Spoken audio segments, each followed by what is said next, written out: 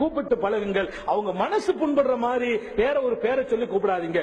மனசை புண்படுத்தாதீர்கள் என்றார்கள் நபிகள் நாயகம் ஸல்லல்லாஹு அலைஹி வஸல்லம்.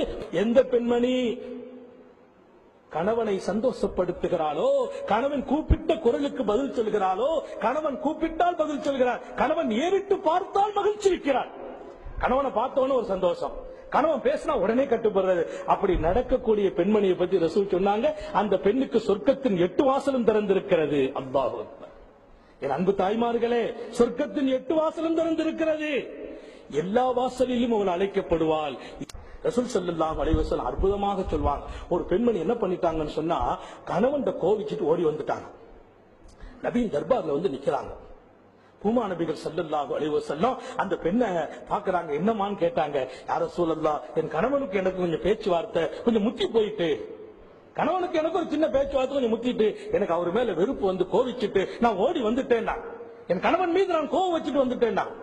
அல்லாஹ்வுடைய ரசூல் என்ன சொன்னார்கள் தெரியுமா? என் அன்பு தாய்மார்களே, கணவனை கோவிச்சுட்டு உங்க வீட்டுக்கு நீங்க ஓடி போயிடுறதோ, கணவனை கோவிச்சுட்டு நீங்க எங்கேயாவது எஞ்சி போயிட்டீங்க, அல்லது தனியா போய் படுக்கிறீங்க, கணவன் மேல கோவப்பட்டு வெறுப்படைஞ்சு அவர் பேசின வார்த்தை ஒண்ணு கொஞ்சம் கூடுதலா பேசிட்டாரு, அப்படி நீங்க கோவப்பட்டா என்ன சொன்னாங்க நபி? கைஃபா ஹுவா கைஃபா ஹுவ ஜன்னத்துகி வ நாருகி. நீ எப்படி கோவித்து வந்திருக்க முடியும்?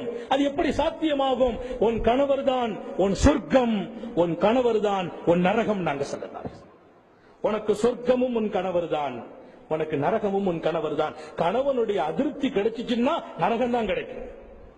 கணவனுடைய சந்தோஷத்துலதான் சொர்க்கம். தாய்மார்களை நீங்கள் மனசில் பதிய வைக்கணும். நம்முடைய கணவன் சந்தோஷப்படுகிற வரைக்கும் சொர்க்கம்.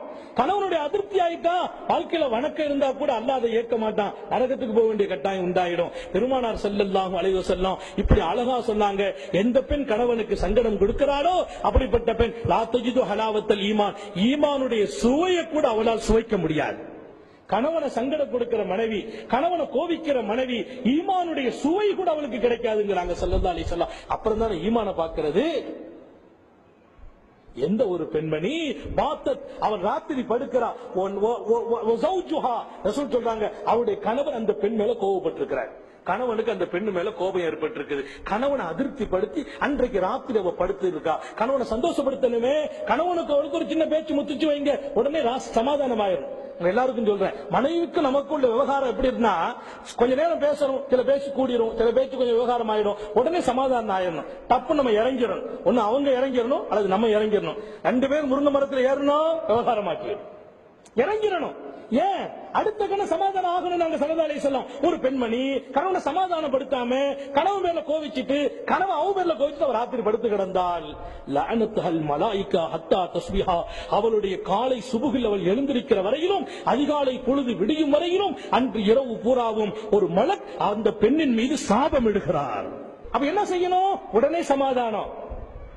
மனைவியோடு நம்ம விவகாரங்களை உடனே தணிச்சுக்கணும். அந்த பெண் இவருடைய கட்டளைக்கு வந்துடணும். மனைவியர்களுக்கு அநீதி செய்யக்கூடாது, சொல்லால் அநீதி செய்யக்கூடாது, செயலால் அநீதி செய்யக்கூடாது, அவங்க உள்ளம் புண்படுற மாதிரி நடக்கக்கூடாது. அது ஒரு கணவனின் தலையாய கடமை. அந்த குடும்பம் நல்ல குடும்பமாக இருக்கும் என்பதை ஷரியத்து சொல்லித் தருகிறது.